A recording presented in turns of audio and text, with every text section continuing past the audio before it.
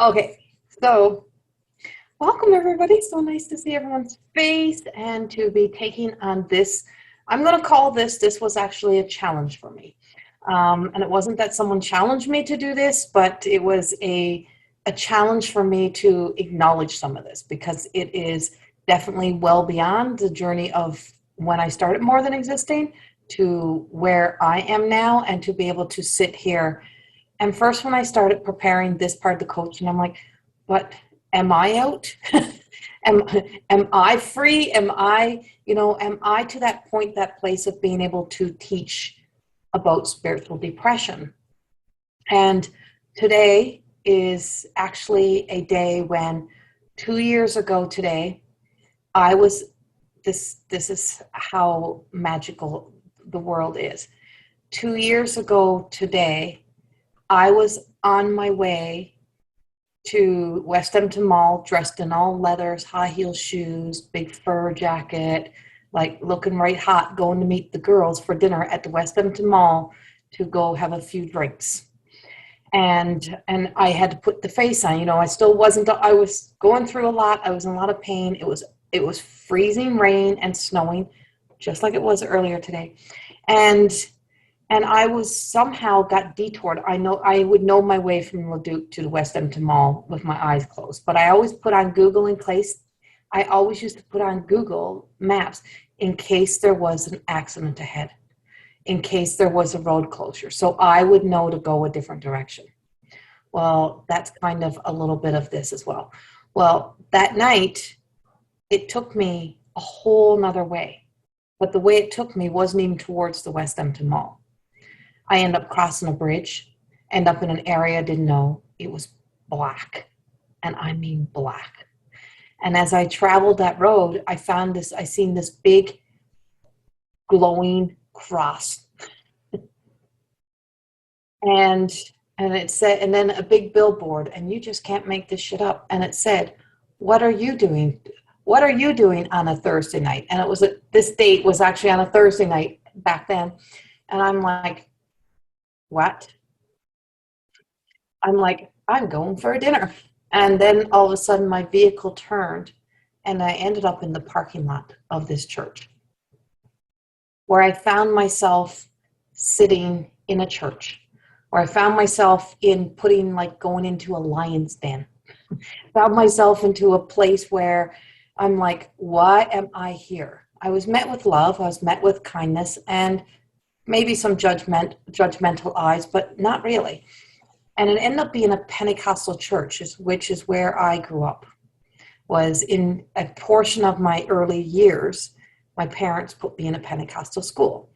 And so I spent a long time in Bible study and those places, doing those things and before and all during going to Bible camps and schools, like summer camps, and because they were fun.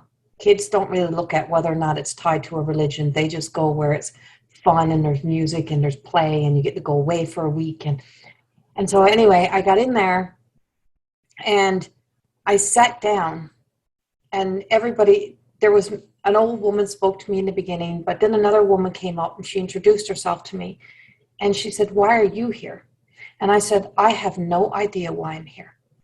And she said, "What do you do?" And first I was embarrassed to say, and I just heard, "Don't be embarrassed to say who you are." And I told her, and she said, "Never be ashamed of who you are."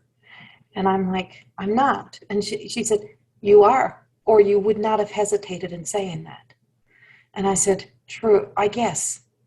So a part of who and what I was still buried in what we are going to talk about tonight. Her husband spoke, and as he spoke, he talked about the elders in the church doing a healing circle and help healing his wife. When his wife stood up and turned around, or he pointed her out in the audience, sorry, it was the same woman who came and spoke to me. That man had not been in that church in over 20 years. It was his church when it was a little church when it first started. And he was the head of the Pentecostal Association of Canada. And he spoke about her neurological condition, about being saved from it. In that moment, this light came over me. And I felt this light, and then I heard the voice. And it said, "This is not your church. This is not your people. You have your own. Go." You've got what you needed from here. Now go. Stand up, walk as if you do not have pain, and walk out of here. That night, I was in probably the most pain I could have ever have been in.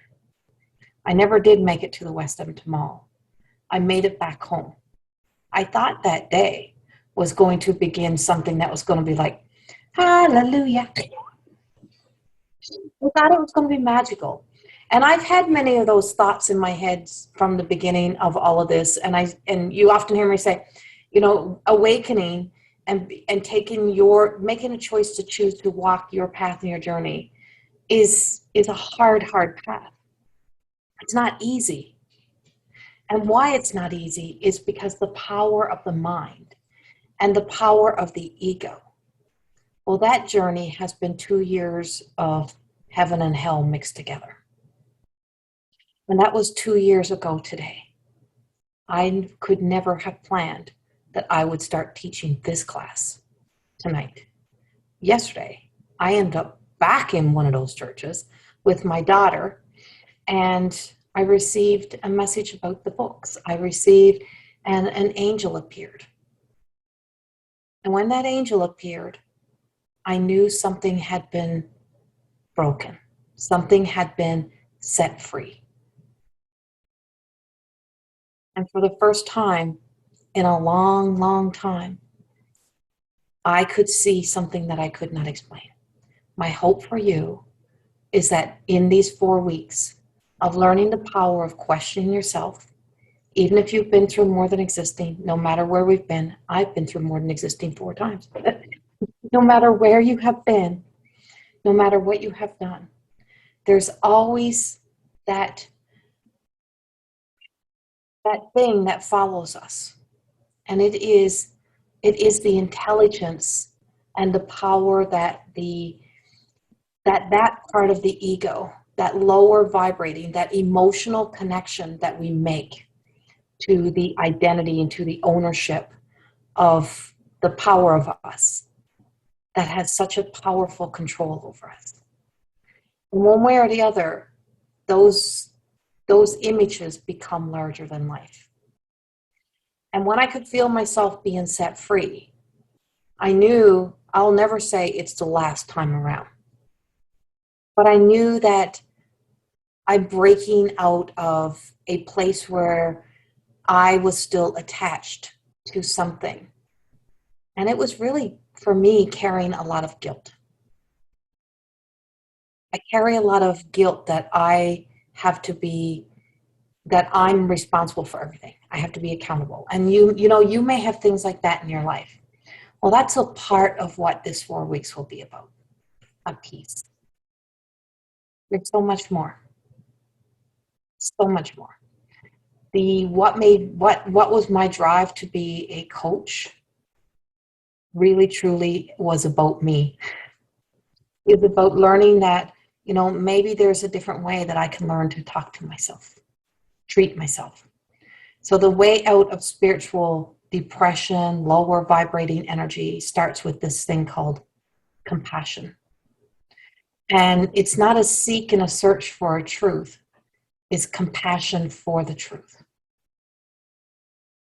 It's to have compassion for truth, and for what is one person's truth may be their truth that holds the glue together, that keeps their life together. It doesn't mean that it is their truth. It means it's the truth of the moment. Everything is a truth until we find out something that then makes it a lie, that then makes it not true no more, when our stories fall apart. So when the glue comes undone, when the glue falls out, then we have a broken truth. Now it's no longer a truth. But until everyone is prepared and ready for those truths, you can't give that truth all the time. So when we're going through spiritual depression, what we call it, is there's symptoms that happen. What's happening is that you're trying to stay true to a truth that you have lived in for a long time. And the more that you try to stay true to a truth that you have lived in for a long time, the more uncomfortable it becomes, the more it hurts, the more it's like trying to squeeze yourself into a pair of jeans that no longer freaking fit. And you're determined you wore them before, you can wear them now, but in the meantime, they're up your ass and your gut is being squished in. But in the moment, you're telling yourself, but I look good. But are you happy?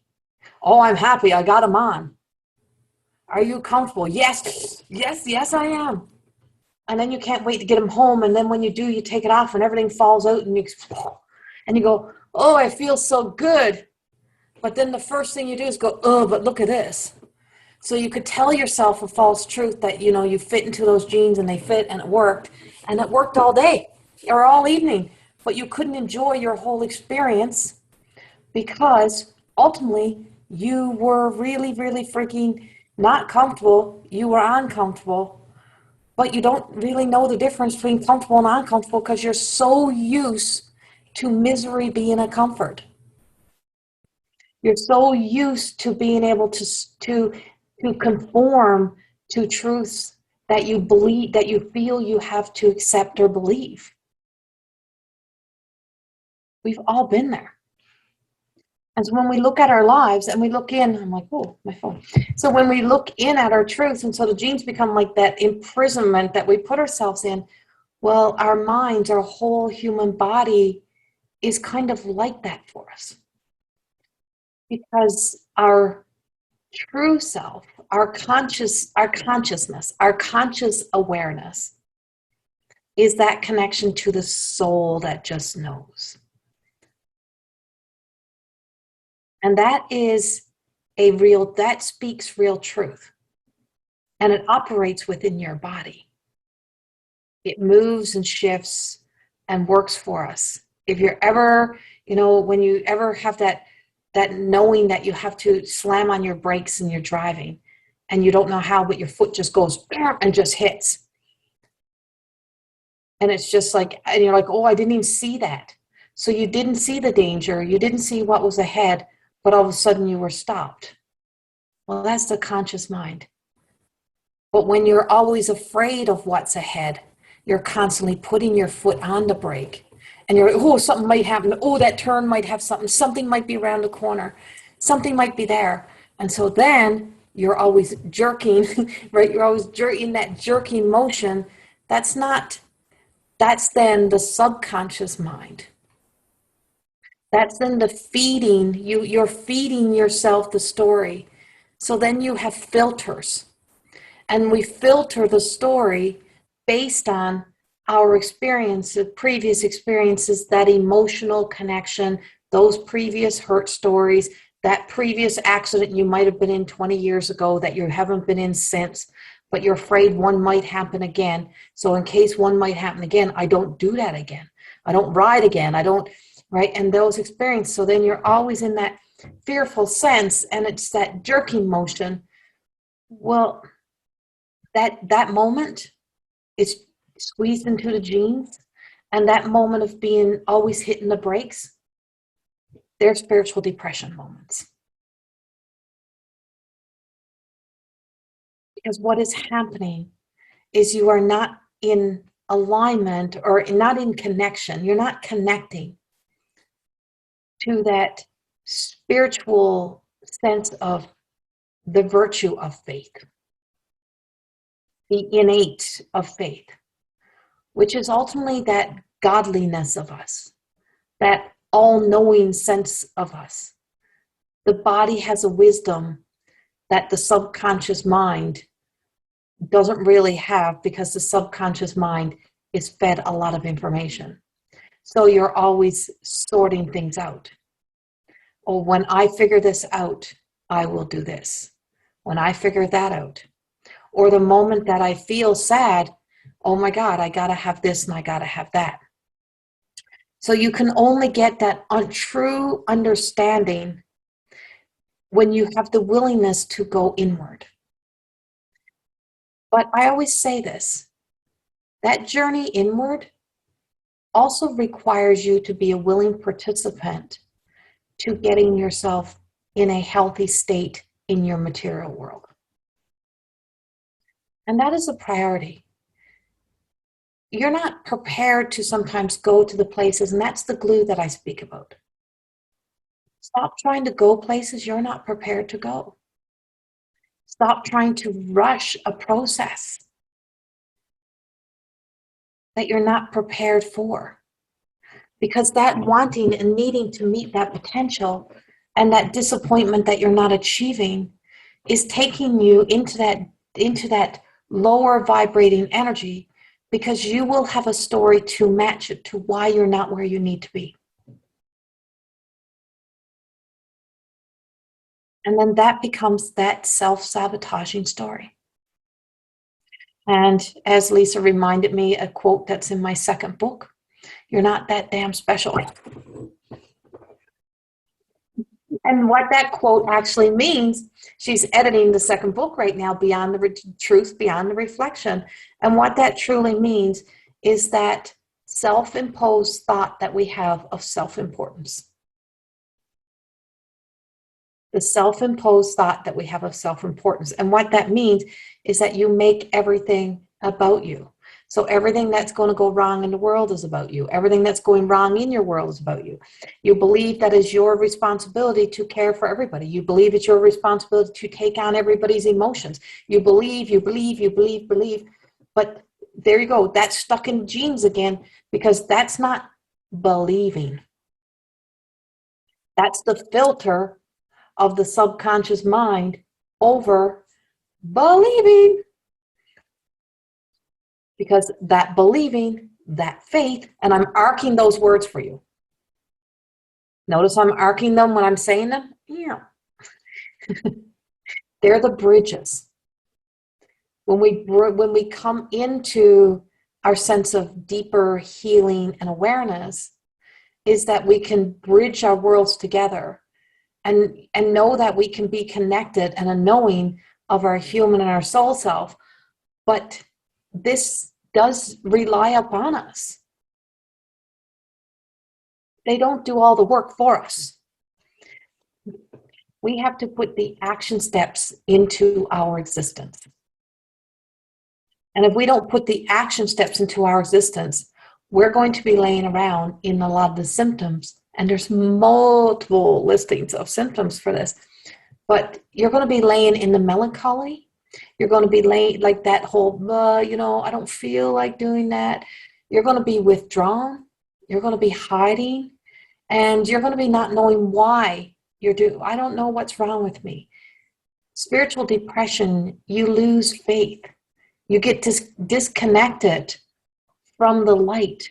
You feel as if so basically, you become so overpowered by the shadow, by the unhealthy ego self, by the little creepy crawly monsters that are in our minds that come in and take such a hold that we believe this. We become overshadowed by those stories that we tell ourselves, by those fears, by that, by the fact it's just like when you go into a house and somebody never opens their blinds and curtains. And they're like, I hate the sun. It bothers me from watching the TV. It's a pain in the ass. It shows the dust in my house. Well, what the sun is doing, it's exposing the things that you need to see. And it's also shining a light up on the things you need to see less of, like the TV. If the sun is shining on the TV, maybe it's telling you should be in this ray and not in that ray. The sun that's shining on all of the dust that's around is probably saying to you, do you see what you're neglecting? But when we don't want to see that, or we're not prepared, or we're not ready, or we're believing we don't have the things that we need, then we'll keep closing them and closing them and closing them and telling ourselves the same stories over and over and over. Because here it is. It is the kind of thinking. It is the kind of thinking.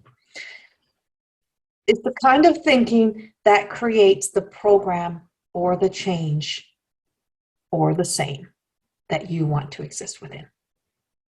So the kind of thinking Is your thinking kind? And who's your thinking kind to? Is it kind to the monsters inside? Is it kind to that? Or is it actually kind to you and to others? And often when I'm working with people and they have all of this material and they have all of this information, they will often still try to go to a place where we'll be, I'll have given all this and working in the light.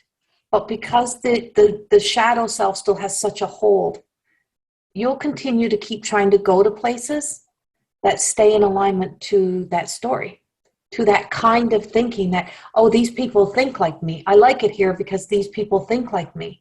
Well, that's kind of back where you started. And so you keep trying to put yourself back in to a place where everybody kind of used to think like you. And so because they think like me, it's like getting back into those pants, like getting back into there. If the ability to be able to think beyond that is, I got all the compassion in the world for wherever anyone is.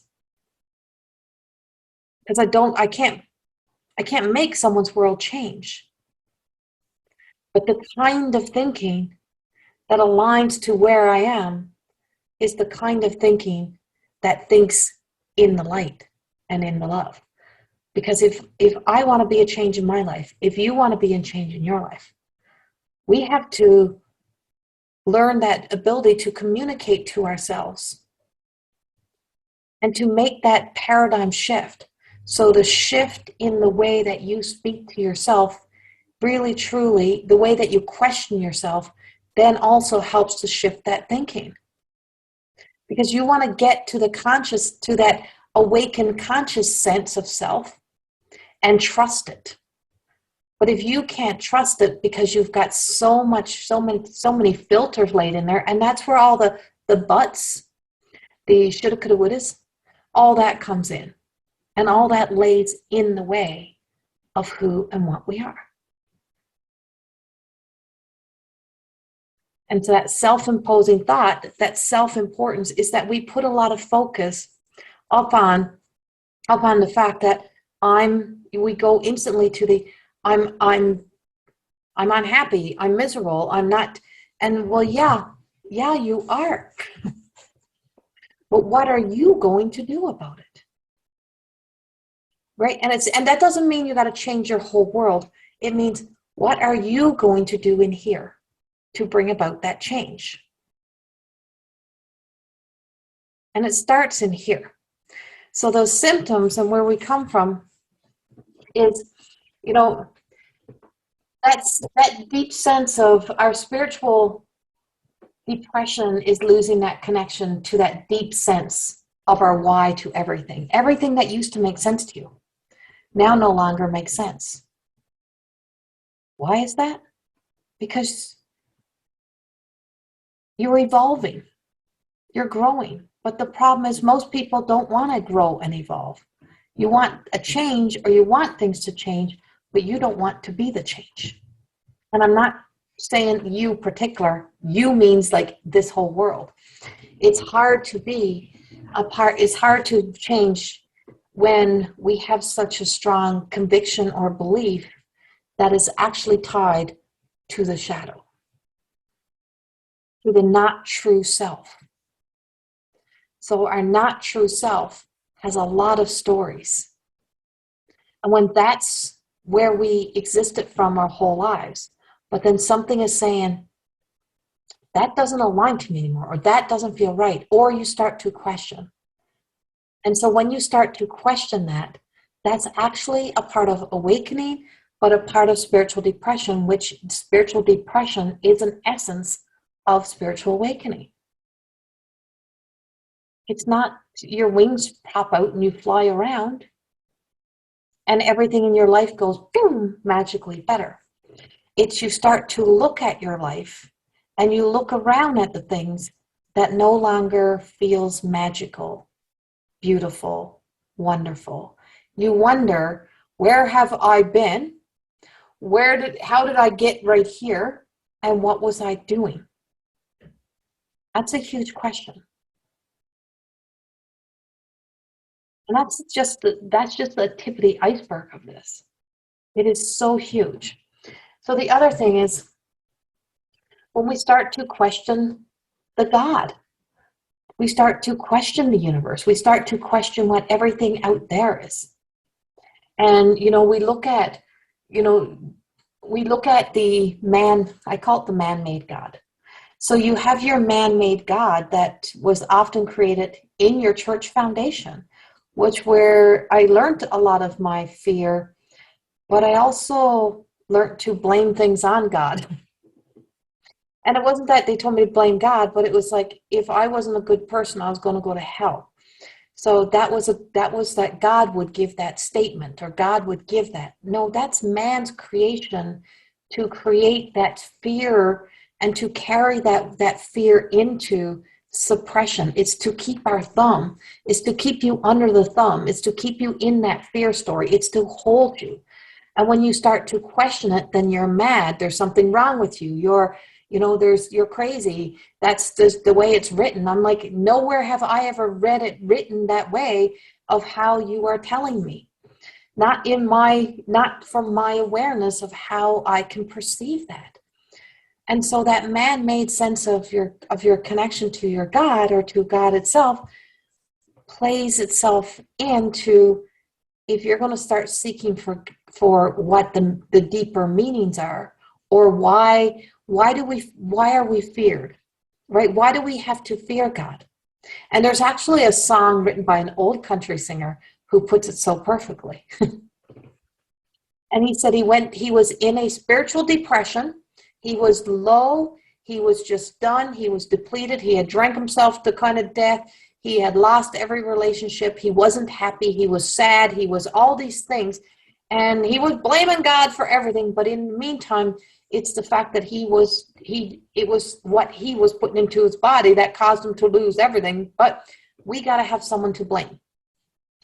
And so he went to the church doors, and he was told the sign said you had to have short hair, you had to have shirt and tie, you had to all these rules that had to come to be allowed to enter in through those doors. And so he read them all, and then he questioned the pastor of why. He says, well, that's the rule of the church. He said, but you let Jesus in. That man has no shoes, and he has long hair, and he has no clothes on. He's allowed in, and I'm not. He's the one told me to come. You didn't. See when the filter came off? Right? So that man-made thumbs, you can come here if you're this. Well, we do that to ourselves. We tell ourselves that we're not good enough. We're not the right kind of person. We're the wrong kind of person. We're this, we're that. Or we try to fit ourselves into roles that were not defined for us. And that's where you really, truly also come into that leader-follower thing, because we have a set story in our head that takes us to that follower, that leader story. And so sometimes people try to fit themselves into roles that were never designed for them because they believe one to be greater than the other. And it's never the fact. And so you find yourself either overpowering and unhappy, or underachieving and unhappy. Is because it's not in alignment to your authentic self. Because we all have a beautiful sense of who we are meant to be. And I've seen big bosses walk away from big companies and just take their shoes off. Dr. Wayne Dyer was one of them. He left everything in his office, gave away a whole shitload of his stuff, left his work shoes, and walked out of a big, massive practice and said, this was for who I used to be. Now I'm not happy. I'm depressed. I'm sad. Nothing is fulfilling me. So spiritual depression is about fulfillment. Does it fill your cup to just because you're thirsty for something, or does it nurture you? Does it fill your cup because you're just thirsty for something, to be a somebody, to be important. Do you know how many people in this world have lost their lives over the fact of still waiting to be important? And why? If someone just had have taught them all the way through that they were always important, imagine the difference. Right? And so this is how it changes, that fulfillment, that sense of self. My number 2 story for a lot of years of my life. And in Chinese astrology, my lucky number is actually number 2, 2 and 13. So it's like, but those stories, and so when he left and he walked out, what he started to do, he's a psychologist, what he started to do, it was the kind of thinking he started to think with. He started to think in a much kinder way. He started to have compassion. He started to have compassion instead of just trying to treat people. He started to see people. And he started to see beyond the mask of people. He didn't just see a patient anymore, he's seen a human. My greatest gift is that I've always seen beyond the mask, the role. I've always seen the human. Always seen the human. And what his biggest problem ended up being, what his biggest shadow ended up being, was anger. He was still so angry from a story that he had carried his whole life.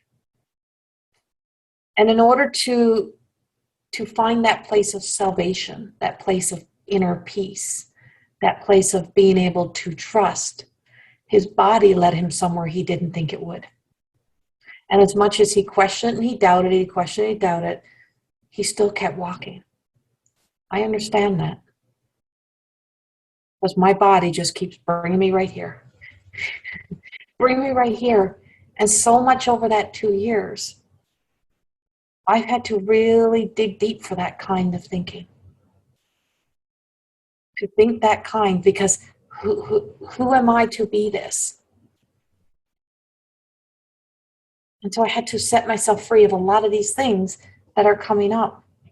Because what's happening is that it's that entrapment of where we are stuck. There's a space in between where we don't give attention. So we have who we are looking at right now. You have, previous versions of you.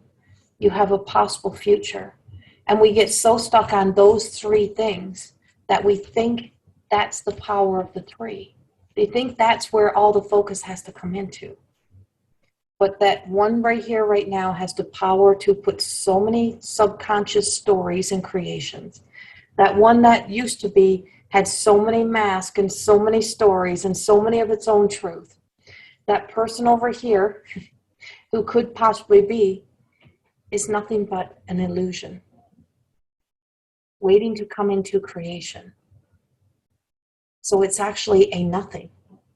So if we need to be so much right now for a nothing that is over here, right here, what are we fighting for?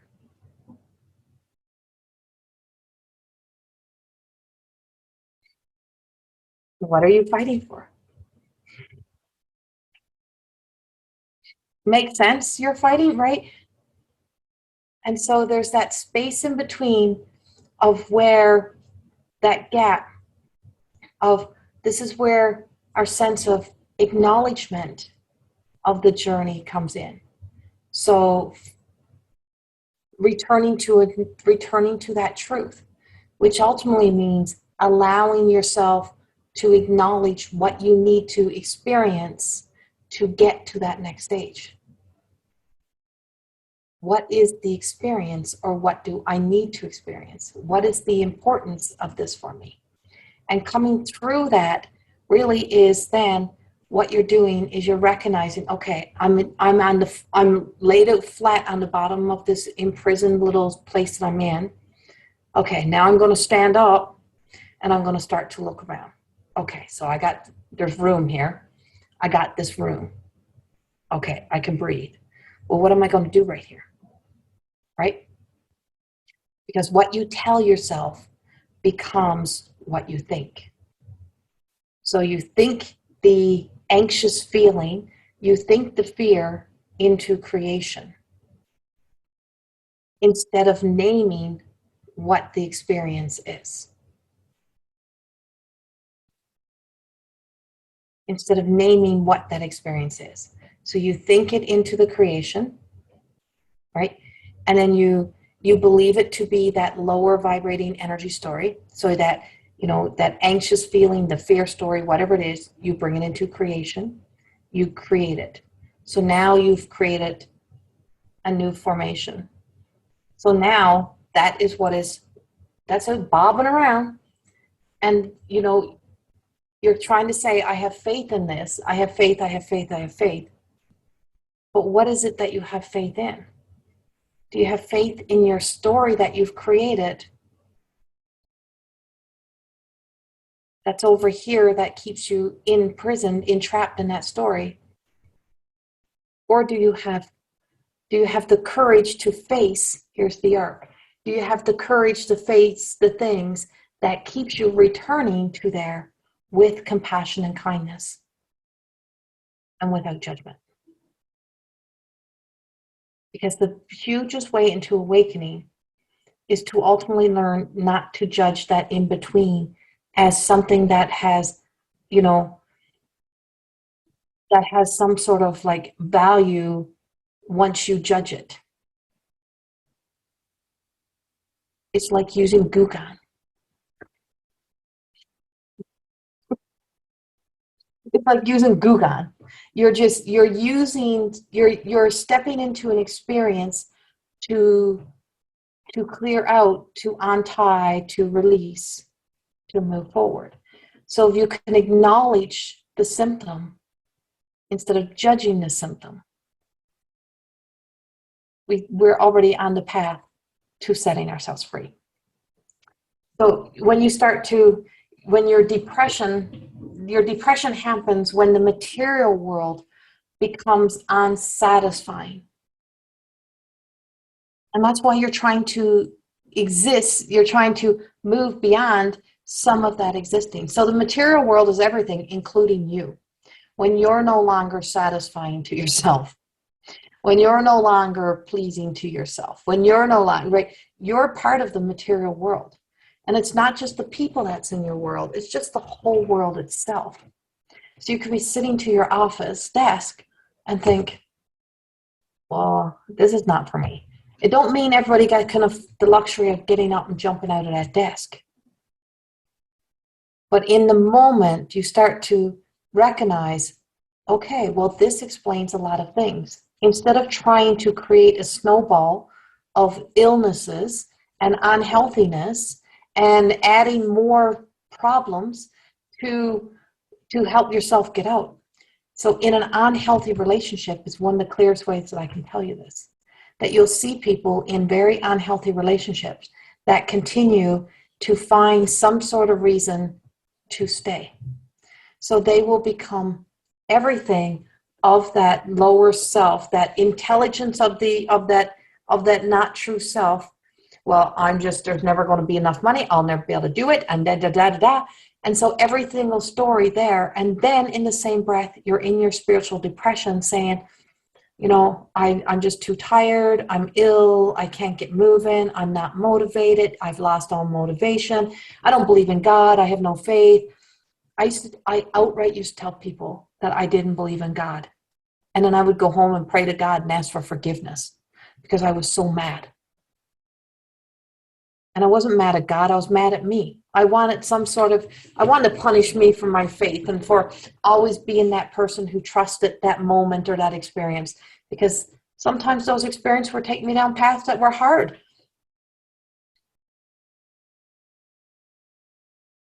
But I never lost that faith in the faith outside of me. I lost that faith in me. And so when you look at this and you look at your unsatisfied world, I'm unsatisfied, I'm unfulfilled. Most people will skip over that gap in between. It's like if you want to solve a problem, you can't just put numbers. You'll need to put a plus or a division sign. You gotta add, subtract, divide. It's the same thing. It is the mathematics. You got to do the mathematics. You got to put A plus B together. How did I get here? How do I get out of this? And so that A and B really matters, and C matters. The outcome matters, but those little symbols in between, that's what makes the difference. Whether you're multiplying on your life, whether you're adding to your life, or you're taking away from your life. Because that kind thinking is positive thinking. And I know I get this, oh, that's bullshit. Positive thinking don't work. We have to face the real world. Well, yeah, we do. And there's a lot of negativity in the real world. It really is. There's not everything in the real world is absolutely beautiful. Because we have to exist in a world that is not all awakened. But it doesn't mean there's not beauty in that world. So it's the same thing within us. So, adding that plus, that negative in is that space in between, which means, oh, you know what? I think I suppressed and didn't deal with this experience that may have happened to me 5-6 years ago, or maybe when I was little. If you lost a loved one or a parent when you were little, and they discounted the fact that you were a child, so they're like, oh, so-and-so just died, now you go on out and play with the kids, or we don't take kids to services. So you just took everything and suppressed in, but you really loved that person. You loved them. So you experienced something magical with that person, and then you experienced something not so magical of a feeling within you.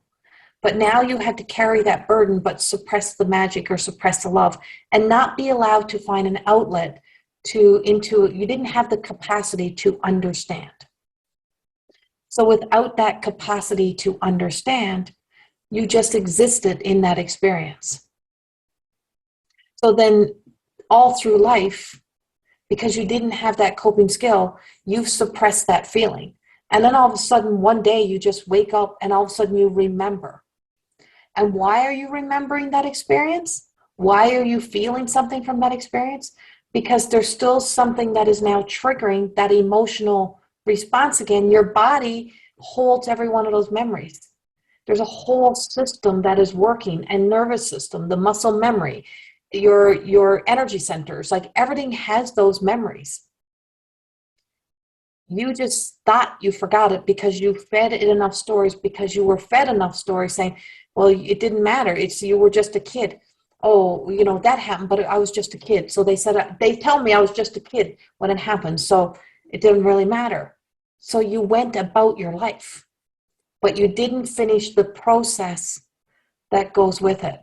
So when it starts to come back, now you're in this sense of awakening. You're awakening to a truth that, hey, I had hurt in my life. I had grief in my life. But I never got to be in that. So then you either try to suppress it or you get very angry, but you're not doing that in between. What do I need to nourish who I am right now, to do the healing work, to come into that place of freeing myself of this feeling or this emotion that keeps coming back to me. And who will I be on the other side of that? So, having compassion. Oh my God, I feel so bad now. My heart hurts for the little child who didn't get to grieve. Well, now you're seeing the essence of that little child. So your whole life you've been living by the remembrance of the vision of that child, or the memories of that child. And now here you are through the eyes of who you are, and you can see you can see that survivalist, you can see that person, you can see the victim, you can see how that still plays out. Now we have that spiritual lower energy of, okay, I went through that process of a loss of a loved one, and I didn't give myself the experience. And especially if you watch them be even sick and you're like, oh, well, they've been sick for all these years, so when they passed, it was like a blessing. I'm like, well, who told you that? And who told you you had to think like that? I mean, we know they're going to a beautiful place, and we're happy they're not in pain.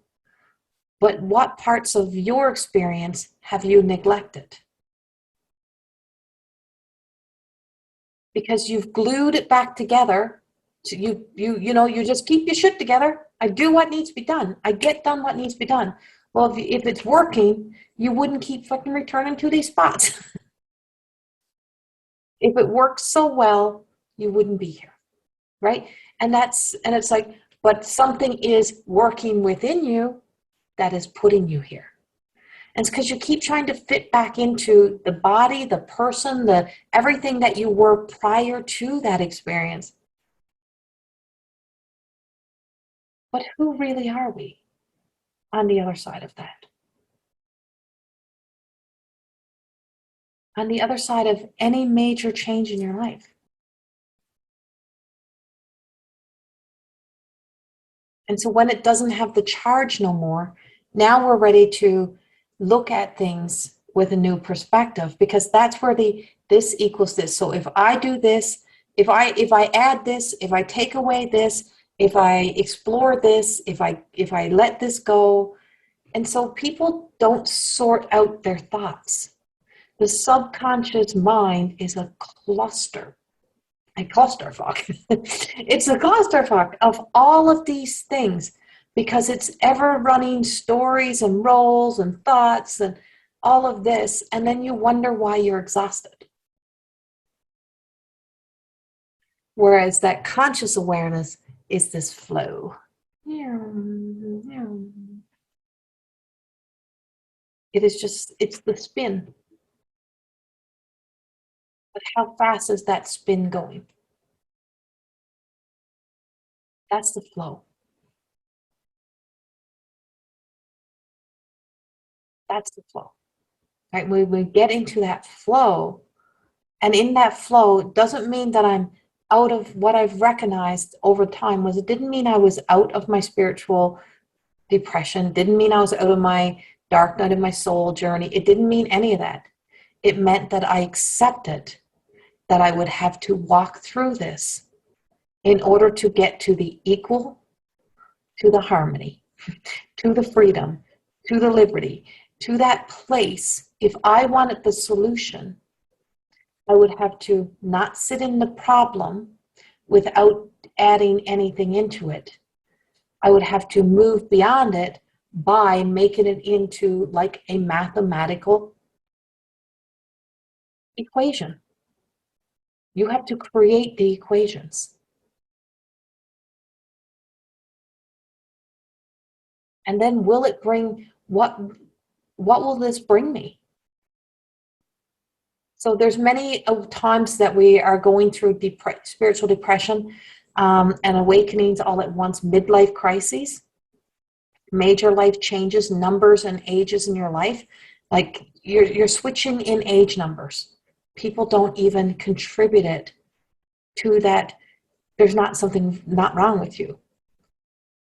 But when I first start losing my health, I remember sitting in my doctor's office, and it used to be Dr. Khan at the time, and he became a friend. He had helped save my daughter's leg. He saved my brother's leg. I don't know what's with us in our family and leg issues, but we have them. It was something that I had to release. And he just said to me, he says, I've tried every depression pill there is on you. You're not depressed, Corrie. You are just not happy. You are not depressed. You don't have depression. You want a solution so that you can justify staying in an unhappy life. He said, because the life you're living is not supporting the failing body that you are existing within. And that was such a truth. You're trying to prove something, and you trying to prove something is destroying the best parts of you that I know exist.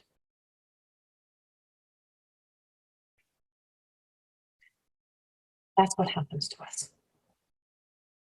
So when I could find the right words for what I was really, truly happening, well, now I could ignore those, and I did, don't worry. I know I tried to push that back down for a long time. Unhappy. There's no way I'm unhappy. I have everything in the world. I'm not unhappy. I had a material world that gave the illusion that I had a beautiful life. Hear the difference.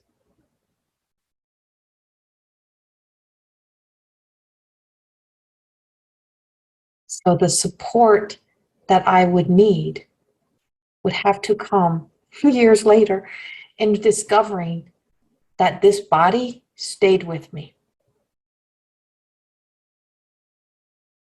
This body wasn't leaving me. So in order for me to find happiness meant that I was going to have to change everything else in my world to support the body that ultimately will keep aging. And on top of its other things, but if you support it, it will not decay as fast. So what do you add in? A kind way of thinking, compassion. Compassion. So when you find yourself in the ego, and so your ego is not a bad thing. You also need it for success. You also need it for, but you have to understand what success means, right? And so when you come into a new sense of truth, the old truth is no longer true. Because the old truth was fed from the monsters, from the shadows, from that place, and we hold so freaking hard to it. It becomes that place. And so with a knowing that it is harder to stay there, we start to think, well, what works? You start to, what works? Where do I need to go to seek that intelligence? So that's where the integlio, that's where the higher consciousness comes in. When you start to believe there is something more. So many symptoms that show up when you're going through that place show up during those life changes, ages, like certain ages, 27, 31, 37, like different stages throughout life, or through different experiences. When your role is complete, when you think, so when your children are raised, and we tell ourselves for a lot of years, I own them, they're mine, da da da da da. When your children are raised and your role changes, and you try to stay parenting the same little kid that you parented your whole life, and you stay trying to be the same kind of mother to that child that's now an adult. And so instead of acknowledging, because what you're not acknowledging is you're not acknowledging that space in between that you may have forgotten to do the things for you because you have allowed yourself to be so distracted with the child or with your children that you didn't explore those other things. And now that the child is trying to do their thing or release, is that you'll tell yourself every story in the world of why you need to stay, but I'm their mother, but I'm their mother. No one says you're not their mother, right? It's like, so you argue that with yourself, but I'm their mother. And this is how we do things. And I'm always there for my kids, and I'll drop everything for my kids. And yes, family is very important, and our children very much matter. But what are you dropping, and what are they asking of you? And are you happy doing it? Or are you just telling yourself that you're happy doing it because it's been a continual? And so instead of coming into a relationship with the adult they're becoming, that they will continue to grow, there is some sort of like a resentment, or I can't believe they don't need me. I can't believe, right? And so you just go through those stages. A stage of grief was when they asked, who gives my daughter away? And no one prepared me for the fact that I was going to say yes. And then my role with my daughter was never going to be the same again, because I wasn't this, she had a new partner. I was her partner. She got a new partner. And when she got a new partner, life changed. So that all added into that spiritual depression. So those shifts that are happening for you, those changes, those endings that you don't even realize are endings because you're still with the people in your life, but something has ended and you don't know what ended.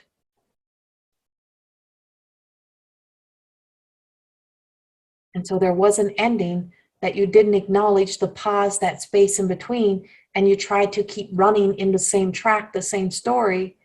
But then that's also keeping you, so you're not fitting no more. It doesn't fit.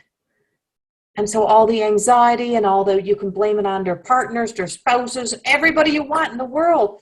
Or you can, or you can say, they don't pay no attention to me no more. They don't need me no more. No, they need you and they love you. But there's something saying to you, that misery that you're talking to yourself, that's the subconscious. What is that? What do you need to, what is the equation here? When you start to look at the equations, things start to add up. So my equation ended up being that I had to make a whole lot of changes in my life. My life looks nothing like it ever did. And I still held on to even some of the hairdressing story, because I even kept some of the hairdressing stuff until recently. But I had to grieve it. And understanding that we grieve a lot of things. And if you neglect them, you neglect the grieving process. If you don't walk through the fire, right? I've read this somewhere. If you're going to walk through the fire, first you have to acknowledge there is the fire. Because what are you walking through? What are you walking through if you keep saying, I'm walking through the fire, but what is the fire? So that's that space in between. What is it that you're really working with? So laying on the couch, feeling like you're doing absolutely nothing, feeling like you're withdrawn, or feeling that, telling yourself, I'm nothing but a bum, I'm useless, I have no interest in anything no more. No, I have lost interest in the things that used to interest me. That's a common part of awakening. That's a common part of growth. That's a common part of evolution, of evolving, just like, your children, no different. If you keep stuffing in front of them the things that they used to love, like they come home and you say, oh, honey, I made your favorite meals. And they go, oh, I don't really like that anymore. What do you mean? You like that your whole life? Yeah, but Mom, I don't like that no more. But why don't you like it? So you take it personally. It's all you. You're offended. They don't like the meal no more. They don't like that. Now bring that into you. Put that into you, right? And it's like, well, instead of checking ahead and saying, hey, I know maybe I don't know what you'd like to eat while you're here, but what do you like? Because you forget you have to build a new relationship with the new people. What do you like? Instead of preparing everything the way that you would have prepared it when they were there, now you've got a whole pile of frustration. Oh, I can't wait to repeat the same experience over and over every year. What if they don't want it? What if you don't really want it and it's become a work and a challenge and you keep doing it?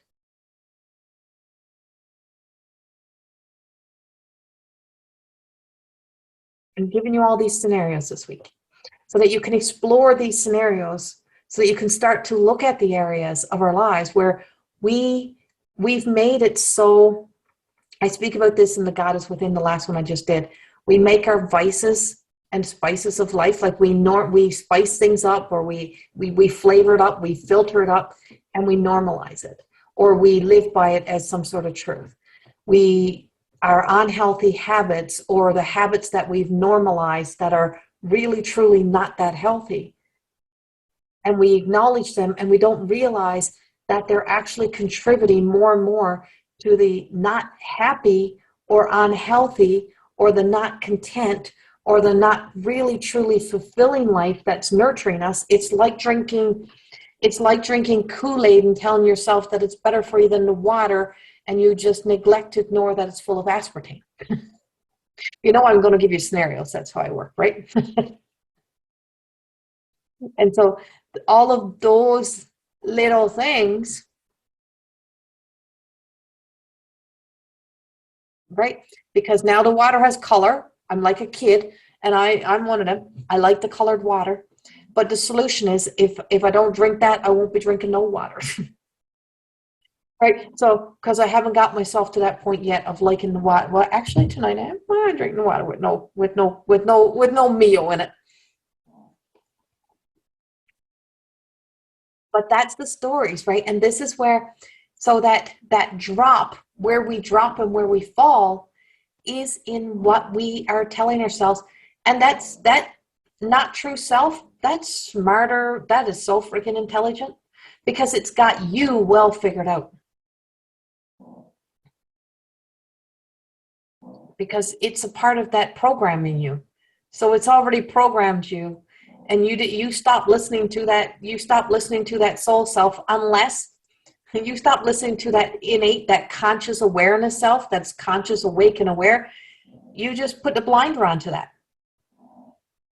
And many people will even know a truth.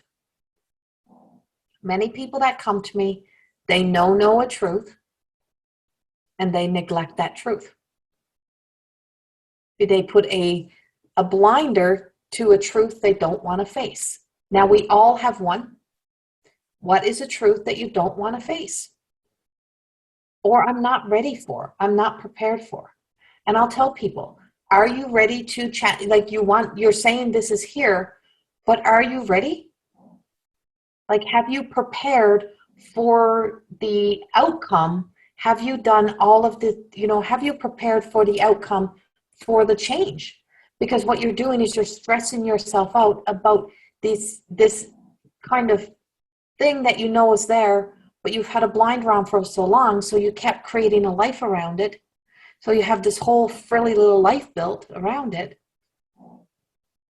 But once you take those blinders off, now you're going to see beyond. So once we awaken to a truth and that conscious awareness and that ability to see, so people say, oh, I wish I was clairvoyant. I'm like, well, my psychic clairvoyant to be able to see beyond is because I stopped not believing that I couldn't. So if you want to be clairvoyant towards your world, which is just a knowing, it's just a seeing that you have the ability to see beyond the mask. So once you start to see beyond people, you start to see how people in your world wear a mask. And then you recognize, well, that's a mask. Even your children do that. My granddaughter's already figured that out. The tantrum on the floor. I'm like, okay, you're, 16 months old now. You've already learned that. So you already know that now that's a mask. Now that's a game. I don't want to. Throwing herself and flopping across the floor. Now, I could get on the floor and go, oh, honey, it's okay. You don't have to. And I could teach her that now that's a new acceptable. Because that's a low point for her. That's a place where she's sitting, where she's letting what she already, using the information she already has on what works and what don't to be a master manipulator, to use that tool. Or I could say, I'm right here when you're ready. And that's what your soul is saying to you. That's what the essence of your conscious awareness is saying to you. I'm right here when you're ready to put your big girl panties on, to get over here and let's start working. But you can, if you lie to me, that's okay. But you lying to yourself, that's not going to be okay, because it's not going to hurt her. It's going to hurt you. And you're going to pay the price for that, because you're going to be uncomfortable. It's going to be putting on those jeans that don't fit. You're wearing a skin that doesn't fit. You're putting on a mask that doesn't fit. You're wearing a face that doesn't fit. And so this sense of self that is coming up is, you know, when you look into your world and you're no longer feeling like you belong, or you're no longer feeling like you're satisfied, where are you looking to be satisfied? That's where people often run out into the world and try to find something to please them. And that's just what we call dopamine. We look for thrills. That's that 360 run I talk about. That we go all the way down or all the way up.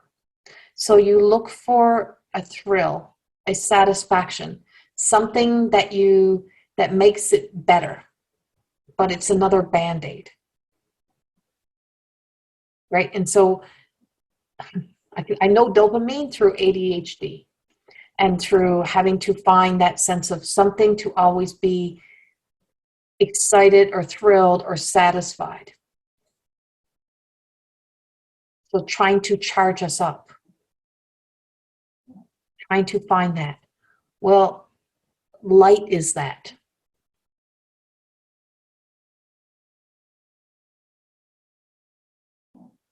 But do you know what light is besides the sunlight?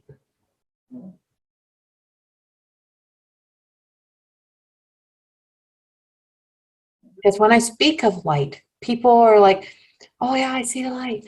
Like, do you know what that light really means? Sunlight's a big help. It's when you start to plug in and you start to question and you start to know that you're worth knowing more. Or you're worth discovering what it is that really truly makes me feel inspired and alive. And that I don't have to have a secret life that exists beyond this. I don't have to have when you're not living in alignment to your life, you'll often have a secret life that you're living. And I lived with a secret life for a long time that was still happening, that I was working on, but wasn't all the way there. And what that was those little lies that we tell ourselves of how sad I really was, how unhappy I was.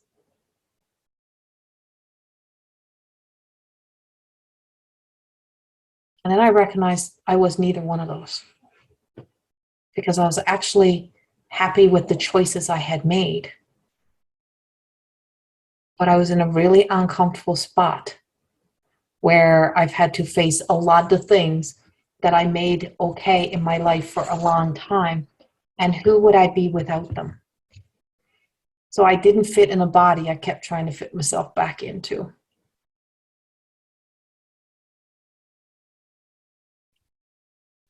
Right? And so this is where also the exhaustion comes in. When you're running that race in your mind, you're always in that place of exhaustion. And that's where a lot of things that, you may have learned in the previous times of even anything else I've done with you. And you're like, oh, well, I don't really remember anything. I don't really know anything. Well, you do know it. You just don't sit with yourself enough to allow what your true truth that you need to work for you. Because instantly you run to find a solution. You run to find something instead of sitting. So sometimes the best thing we need to do is to sit with ourselves and to tap in instead of always running away from ourselves, so that you can start a relationship with self, of that conscious awareness. Because once you have these tools, you're conscious, you're awake and aware. And I always say, once you start to recognize that something is not right, or I don't feel like myself, like something just is off.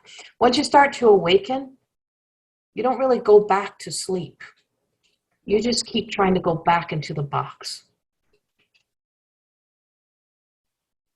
because you want to know why. Well, why am I feeling this way? And then it's got to be something out in the world that is the why to why you're feeling that way. What if it's not out in the world? What if it's not out there? What if it's all just basically in your head? What if it's in the thinking that you're thinking that is contributing and causing this? I hate my life. I hate my work. I hate all this. Okay, well, what do you hate? And what are you doing behind the scenes to hate all of this? What is the deep-seated of the hate story? Something to really think about. You know, is it the work? Is it the work or the life itself, or is it what we contributing to our own self? And so this is when you start to acknowledge this, and you start to look at all of the past hurts, and you start to remember them. They just freaking start coming back. Trust me. I didn't even know I had half the stuff in my life until they started to show me. And you start remembering those past hurts. But this is where the depression kind of takes us down lower, that spiritual depression, not clinical. We're not talking clinical. That spiritual depression starts taking down worse, is that you build a relationship with the hurt, even on a deeper level. And that's where we talk about getting into the experience. Well, I can't believe that freaking happened to me. And I did, but you lived your whole life not knowing it. And you were doing a life, and then all of a sudden you stopped doing a life because you discovered this. No, it didn't come up for you to go back into it, to add salt to the wounds. It came back in for you to put what we call light into the wounds. Put the pieces together. So this explains a lot to why I have continually done this. So what do I now need to do to be the nurturer, to be the nurse, to be the medicine person to myself, to start to heal this? And it's not my cure comb. That was an old stuff grannies used to put on stuff to make things better, and they used to sting and hurt. I'm like, man, isn't there a better way? But that's what I used to say. Every time that I would go into the victim story, it was like putting a sting into the wound.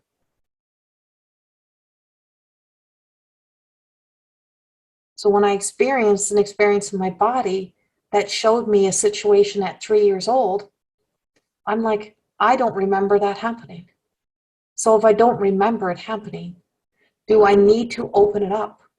Do I need to open the wound, or do I need to heal the wound? I don't need to open it up. So when I was asked, do I want to see the face? I said, no, I need to forgive the face.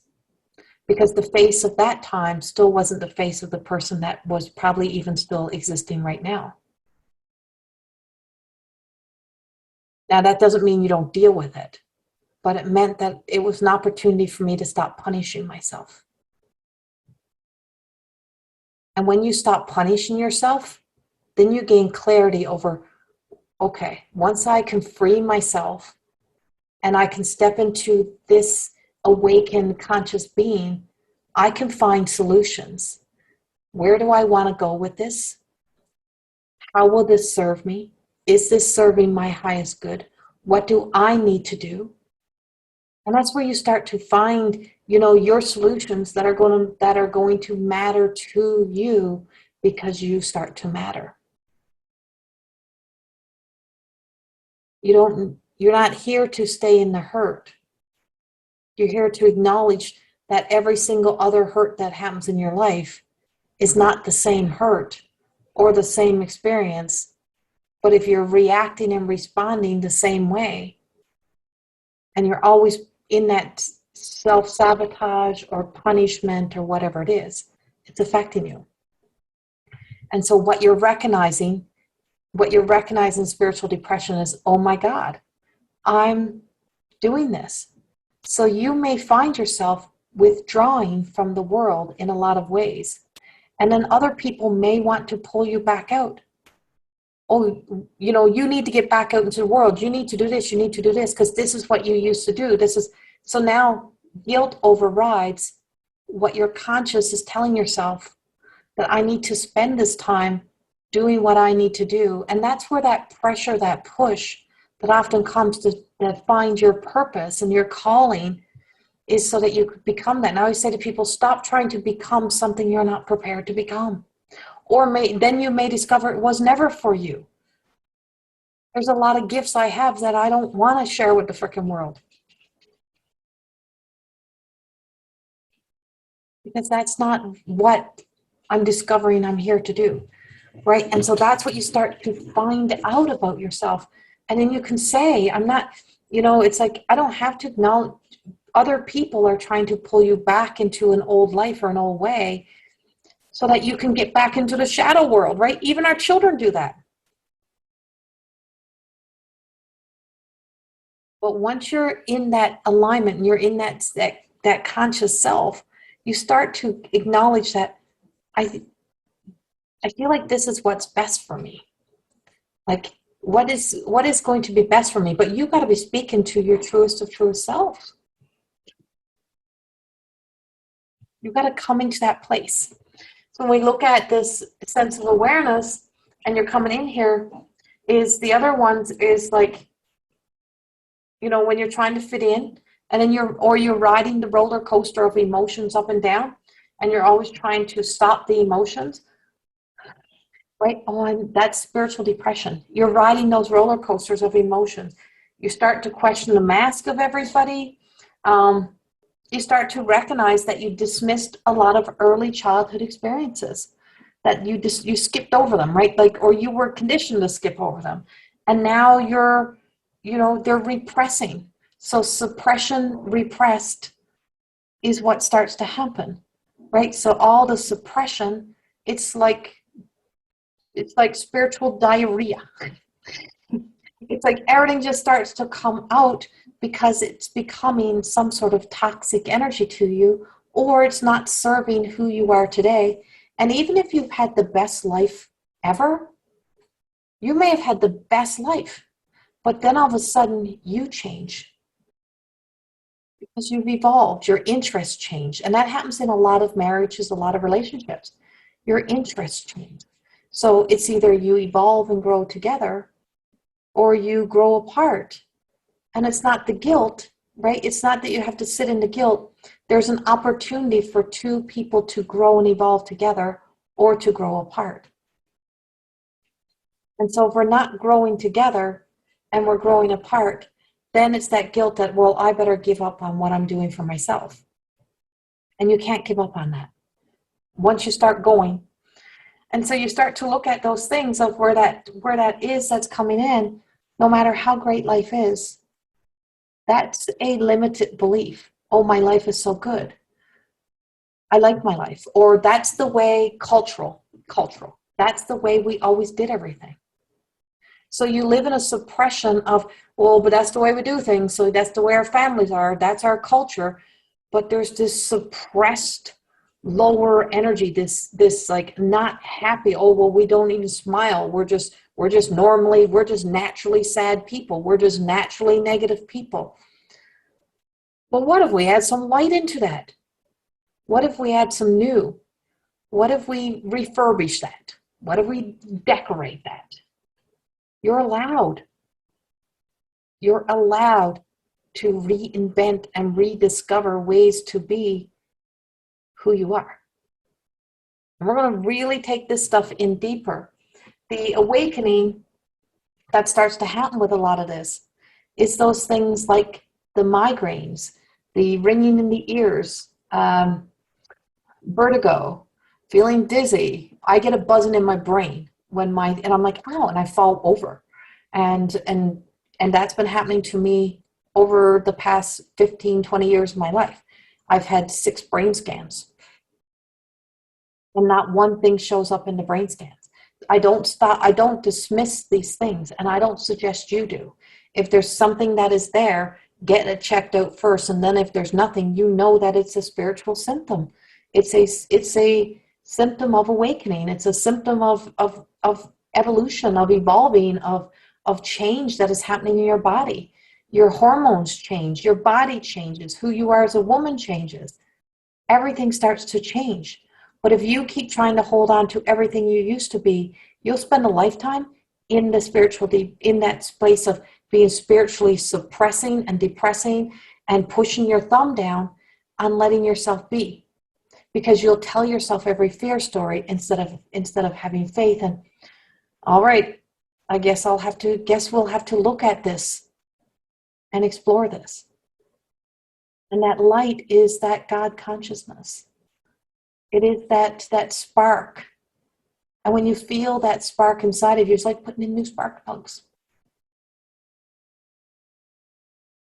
And when you realize what is fulfilling you and what's filling you up, it's sometimes often that fight to be valued, to be important, to be validated, to be any of that stuff that you arrived as. And recognizing that the place that where the real true truth of the existence of our light exists is to sometimes you find yourself needing to be more in nature. We'll go there. And don't let people tell you you're crazy for needing to go there. Don't let, it's like, oh, well, you need to be inside of this building, or you need to be, well, I need to just step outside and breathe.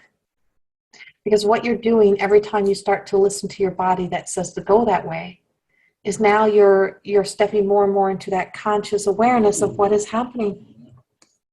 And next week we want to talk about energy and spiritual depression and the power of energy. And so looking at all these scenarios in your life, this week I really want you to journal them through of looking at scenarios in your life where that kind of thinking, what kind of thinking do I have on that situation? What kind of thinking do I have? And it could be some of what we think is some of the best things in our lives sometimes, right? It's like, oh, well, where am I feeding this information from? Where am I getting this from? So the filters and fillers comes in your words as well. And if you've been in More Than Existing, we have talked about that. And there are some, like your filler words are, oh, I could have been that. I could have done that. If this wasn't in my way, or this person wasn't in my way, or these people, or this life, right? Like if all of that wasn't in my way, okay. If it wasn't in your way, right now, what would your excuse be? If it wasn't an obstacle for you, what would you be doing?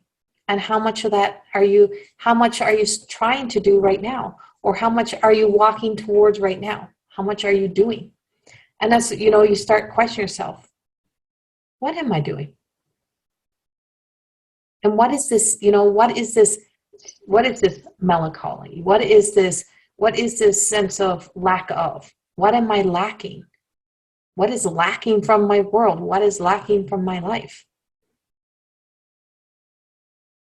And then we reverse it. We got to reverse the questions.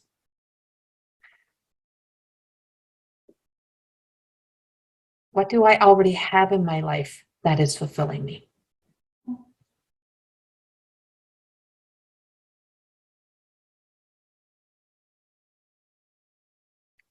That's a big question. What do I already have in my life that is fulfilling me? And once you look at what you have in your life that's fulfilling you, then you're going to look at the roles you play with that fulfillment, right? And where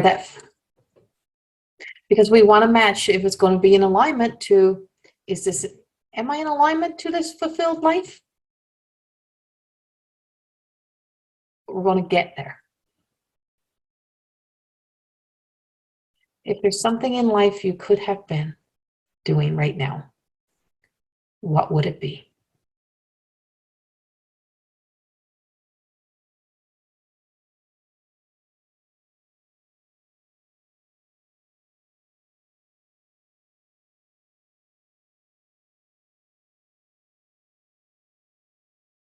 If there's something in life you could have been doing,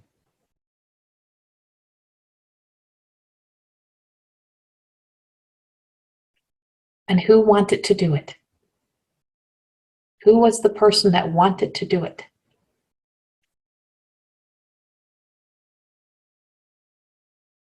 And is she the person you are today?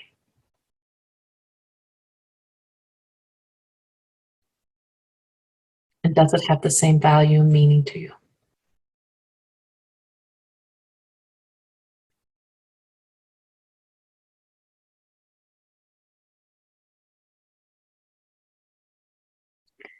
This was mine. So I don't want you to all use words. I want you to let your let your mind, let your conscious awareness of things that you would have had earlier in life that you suppressed and you thought, oh, that's just freaking silly, that's just crazy. Maybe it's not so crazy. Maybe where you are and what's happening makes it feel crazy. So for me today, mine was this woman on stage. This is on my vision board. I have seen this since I was young. That's the microphone. They were not even invented back in the day. But I've seen that since I was a little girl.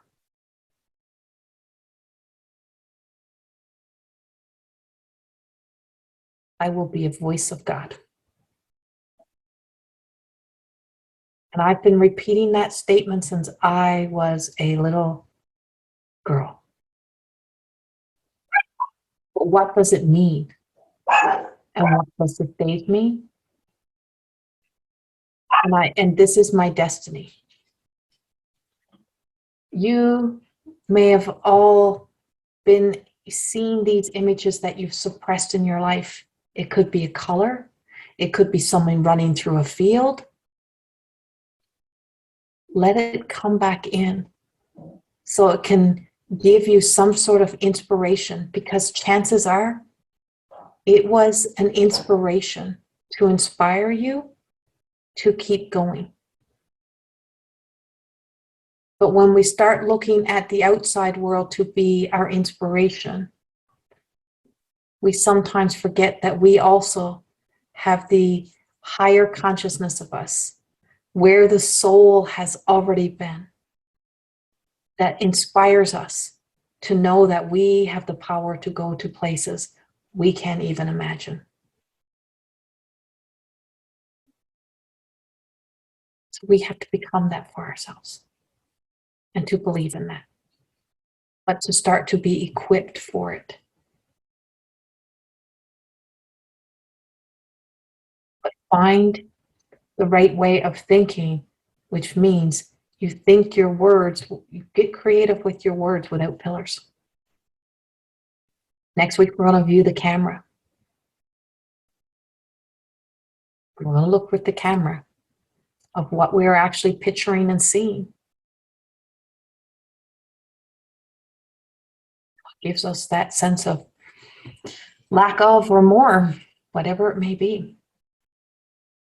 So we're going to do that little mathematical little thing. That came to me tonight. I don't know how that, what are we going to add? So it's that plus, subtract, it's like, what is that in between? What do I need to add in? What do I need to start subtracting from my stories I tell myself or from my thinking? What do I need to, maybe you need to multiply something. Maybe you need to add more of something positive or some sort of positive mantra in anything. And then what is it that over here in that nothing space, what would, what does over here, I just put words of what I want my future to feel like. And to get to there, what do I need to add? What do I need to subtract? What do I need to explore? What still needs to be healed? Where do I need to dive into? What do I need to nurture? What needs to be nurtured right now? What needs to be nurtured? I know it's a lot to absorb. Go back, listen to it again once it goes up. But there's a lot to take in. a lot to absorb. We have 4 weeks. Thank you for joining me. Thank you for being here. And I look forward to seeing you guys just kind of come into this and let yourself experience this experience in a new way. Much love. Have a beautiful night. And I will talk to you soon. Bye-bye.